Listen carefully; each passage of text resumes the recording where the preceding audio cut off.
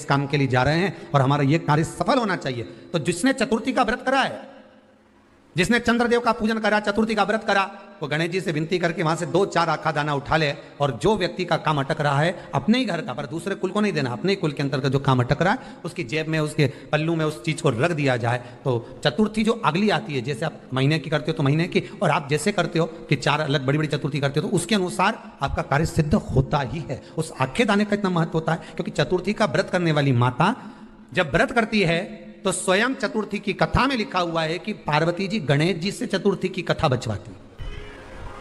चतुर्थी की कथा बाची किसने थी? स्वयं गणेश जी महाराज ने। और सुनी किसने थी?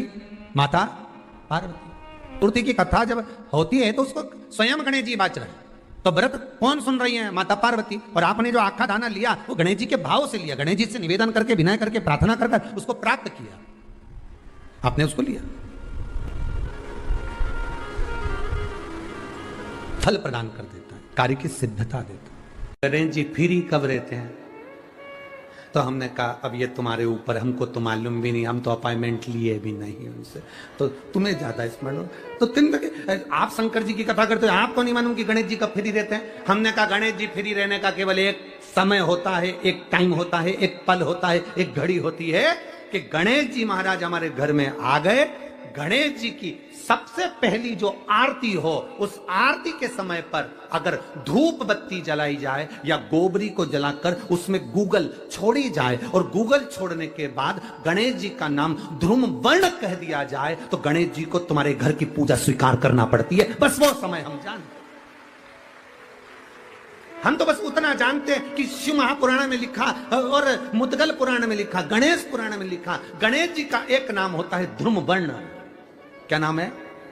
ध्रुम वर्ण गणेश जी का एक नाम होता है। जब हम धूप जलाकर और धूप लगाने के बाद में गणेश जी की सबसे पहली आरती करने के पहले अगर हम सबसे पहली आरती गणेश जी की कर रहे हो, अपने घर में स्थापना कर रहे हो, बिठा रहे हो, और तुम चाहते हो कि गणेश जी मेरे घर में आके मेरी पूजा को स्वीकार करें और जो मांगू मेरा गणेश मुझे दे 10 दिन के अंदर, तो पहला नाम लेकर पुकार लेना ध्रुम वर्ण विनायक, बैठो, बस काम हो गया। वो फ्री होकर आता है, वो बैठता है, अलमस्तता में बैठता। गणेश जी की प्रियता है दुर्वा। क्या प्रियता है?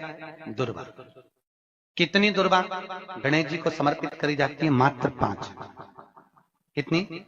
आज के जमाने में लोग गट्ठा बनाकर चढ़ा दें, वो अपनी जगह पर है। 5 दुर्वा पंचम इंद्रियों को वश में करने के लिए और भगवान के 5 जो स्वरूप हैं उनको अपने भीतर उतारने के लिए 5 दुर्वा।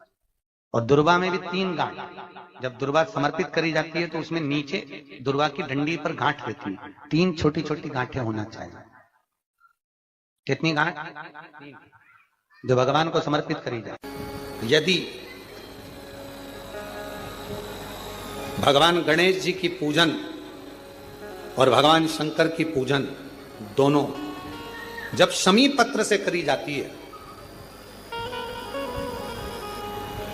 तो शरीर में कैसा भी रोग भरा पड़ा हो, डॉक्टर ने कह दिया कि यह बहुत बेकार रोग है और यह रोग इसका पीछा नहीं छोड़ेगा।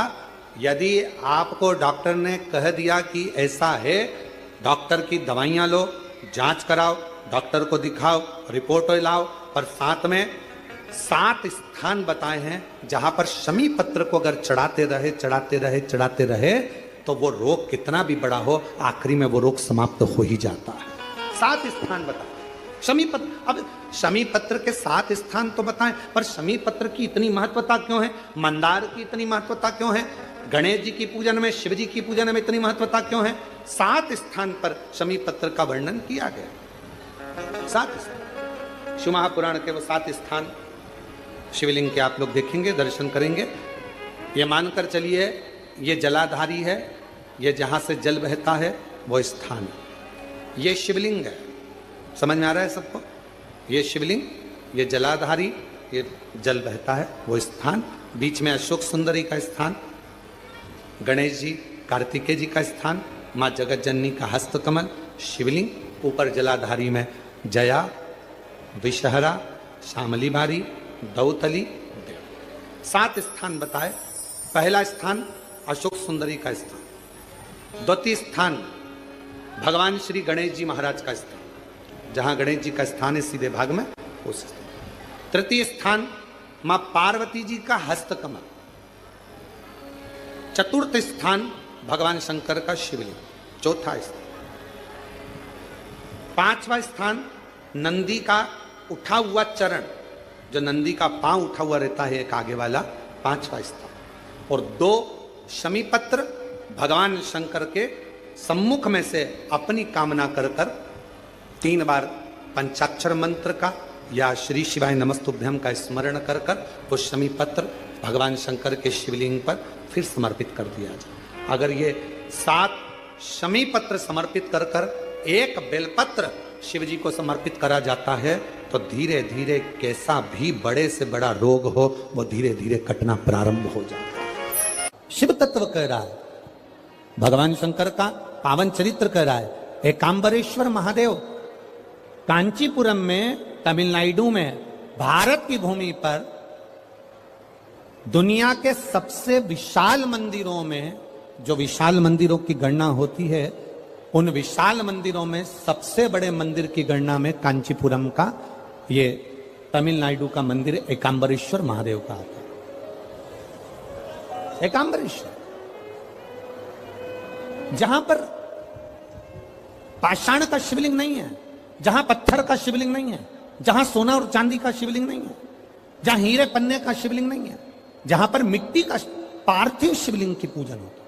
अब जरा विचार करिएगा, गुरुजी क्या बात कर रहे हो? ये पार्थिव शिवलिंग, मिट्टी का शिवलिंग, जहां एकांबरेश्वर महादेव के मंदिर में पूजा जाता है, वहां क्या वो शिवलिंग मिट्टी का फटा नहीं होगा? क्या उसमें दरार नहीं पड़ी होगी? क्या वो मिट्टी का शिवलिंग बेकार नहीं हुआ होगा? हम जब पार्थिव शिवलिंग का निर्माण करते हैं तब उस समय उसमें हम बहुत से पदार्थ डाल देते हैं। आप कुछ डालें ना डालें, 2 चीजें मिट्टी के अंदर अवश्य डालें, एक मक्खन या दूध या गाय का, जम के बोलो, घी, और दूसरा भस्म। ये 2 चीजें क्यों डालना चाहिए?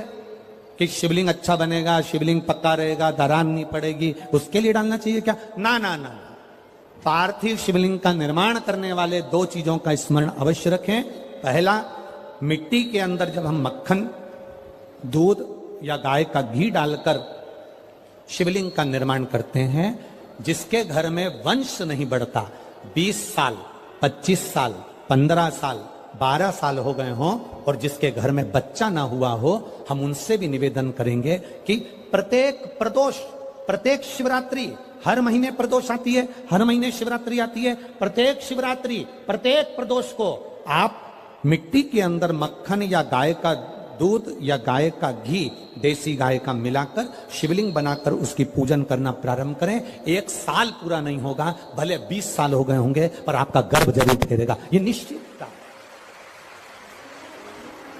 भले 20 साल हो गए, 22 साल हो गए, 25 साल हो गए, डॉक्टर ने मना कर दिया नहीं होगा, फिर भी आप बाबा पर भरोसा, बोल बम का नारा है, बाबा है। आप विश्वास के साथ शिव की आराधना करिए। गाय, देसी गौ माता का दूध, मक्खन, घी, ये हमारे मिट्टी के अंदर मिलाकर जब हम शिवलिंग का निर्माण करते हैं तो हमारा वंश बढ़ता। दूसरा, भस्म। दूसरी चीज क्या है?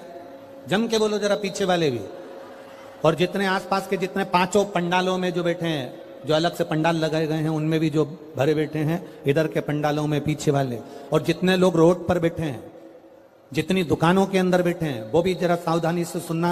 ये पार्थेश्वर शिवलिंग कथा आपको बाद में नहीं मिल पाएगी, बड़े ध्यान से सुनना। ये अपनी जिंदगी बनाने के लिए मां पीताम्बरा ने अपने धाम में करवाई है, अपने जीवन को कृतार्थ करना।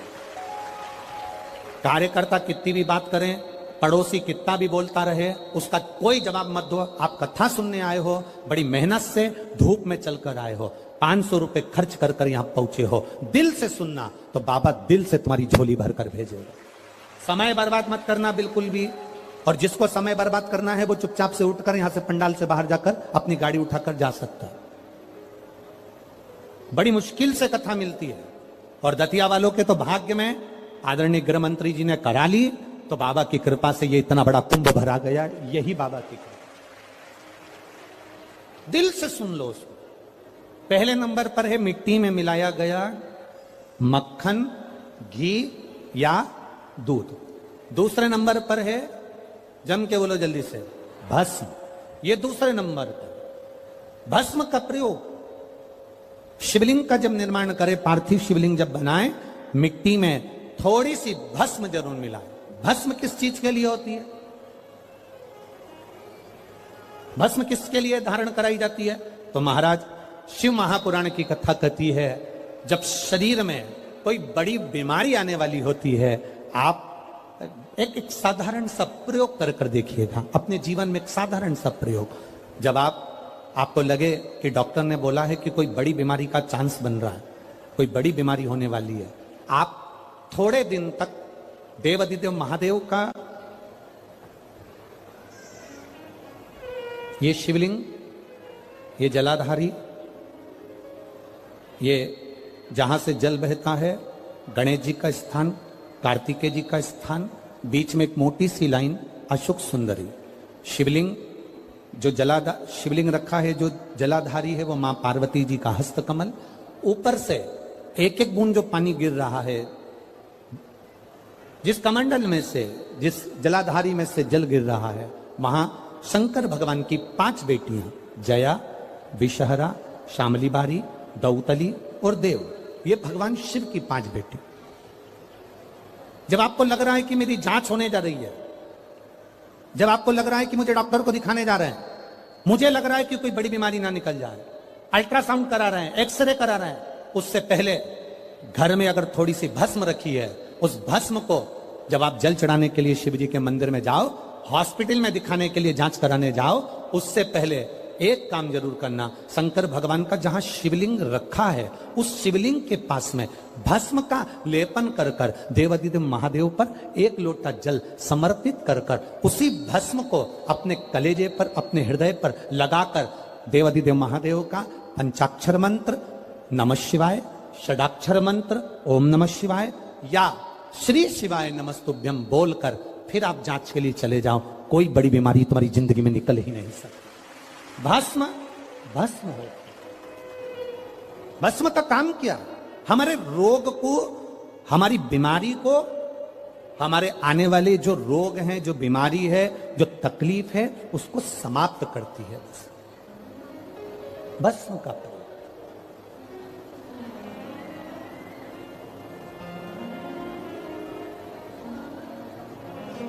शिवलिंग का निर्माण कर रहे हो, पार्थिव शिवलिंग का, उसमें थोड़ी सी भस्म हमारी बीमारी को हर लेती है, थोड़ी सी भस्म हमारी तकलीफ को हर लेती है। भस्म का चपटी भभूत में है खजाना कुबेर का।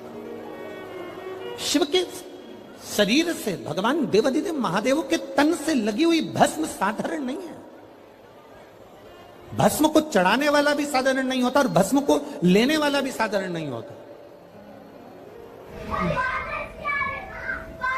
शंभु शरण पड़ी मांगो दुख काटो दया